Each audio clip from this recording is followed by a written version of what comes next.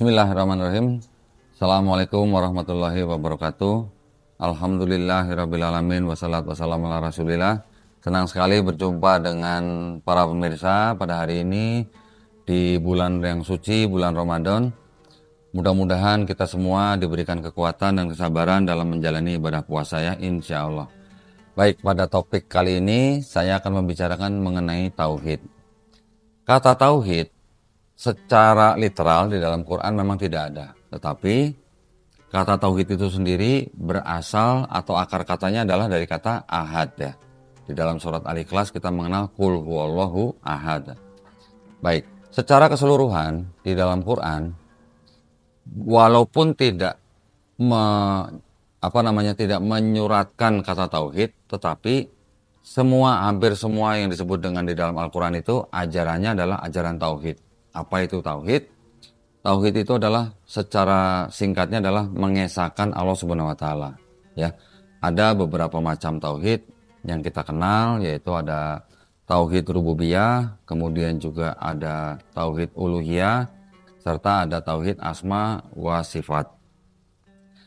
Tauhid rububiyah adalah tauhid yang mengesahkan Allah Subhanahu wa taala mengenai perbuatan-perbuatannya atau karya daripada Allah Subhanahu wa taala. Yaitu diantaranya adalah menciptakan, memberikan rizki dan sebagainya. Kita tidak bisa mempersekutukan daripada yang disebut dengan karya Allah Subhanahu wa taala. Itu memang sudah menjadi karya memang daripada suatu zat ya, suatu pribadi yang Maha Esa, yaitu Allah Subhanahu wa taala. Kemudian yang kedua yaitu disebut dengan tauhid uluhiyah, yaitu mengenai syariat-syariat yang sudah diturunkan oleh Allah Subhanahu wa taala untuk umat Islam. Di antaranya ibadah-ibadah yang kita kenal yaitu sholat, zakat, puasa, haji dan lain-lain yang disyariatkan, diturunkan di dalam Al-Quran dan juga sunnah Nabi. Kita harus menerima bahwa syariat yang diturunkan Allah Subhanahu wa taala ini melalui Quran itu memang adalah syariat yang sudah diturunkan setelah syariat-syariat sebelumnya untuk bangsa tertentu.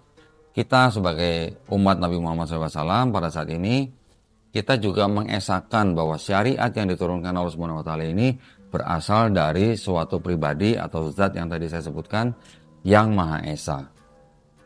Yang ketiga yang kita kenal sebagai tauhid asma wa sifat, yaitu kita mengesahkan daripada yang disebut dengan asma, nama atau sifat-sifat daripada Allah Subhanahu wa taala. Kita tahu bahwa Allah Subhanahu wa taala juga memiliki nama-nama lain yang kita kenal sebagai Asmaul Husna yang sudah dijelaskan oleh Rasulullah kepada para sahabat-sahabatnya dan juga ulama-ulama kita. Kita tidak bisa atau tidak diperkenankan untuk mencoba menafsirkan sendiri begitu ya. Apalagi kalau kita bukan orang yang berbahasa Arab secara aktif. Maka itu kita harus juga menerima apa yang sudah dijelaskan oleh Rasulullah dan juga para sahabat serta para ulama kita tentang keesaan Allah Subhanahu wa taala di dalam Asmaul Husnanya. Itu kira-kira yang bisa kita rangkum daripada macam-macam tauhid. Tetapi di dalam prakteknya kita sebagai umat Islam memang harus sangat akrab ya dan mengenal yang namanya konsep tauhid itu secara mendalam gitu ya. Artinya apa? Di dalam kehidupan kita sehari-hari kita mungkin pernah mengalami hal-hal yang bisa membuat kita goyah gitu imannya ya. Tetapi dengan selalu kita fokus kepada tauhid, di mana kita tahu Allah Subhanahu wa taala sudah memberikan kita begitu banyak nikmat, baik itu nikmat sehat, ya, nikmat iman dan juga nikmat Islam.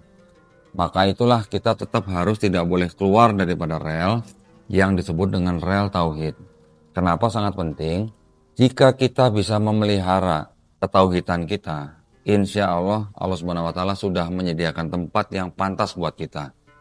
Tetapi jika kita keluar dari rel tauhid, artinya kita sudah berbuat syirik atau mempersekutukan Allah Subhanahu wa taala, kita nanti akan menjadi orang-orang yang sangat merugi, ya.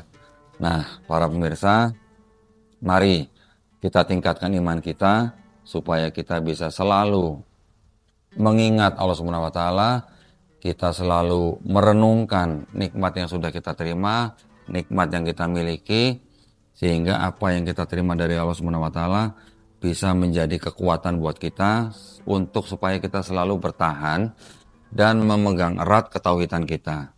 Insya Allah Allah Subhanahu wa taala melindungi dan merahmati kita ya. Baik, terima kasih atas perhatiannya. Untuk topik kali ini saya sudah sampai di sini. Insya Allah mudah-mudahan kita semua diberikan hidayah dan taufik dari Allah Subhanahu wa taala. Wabillahi taufik wal hidayah. Wassalamualaikum warahmatullahi wabarakatuh.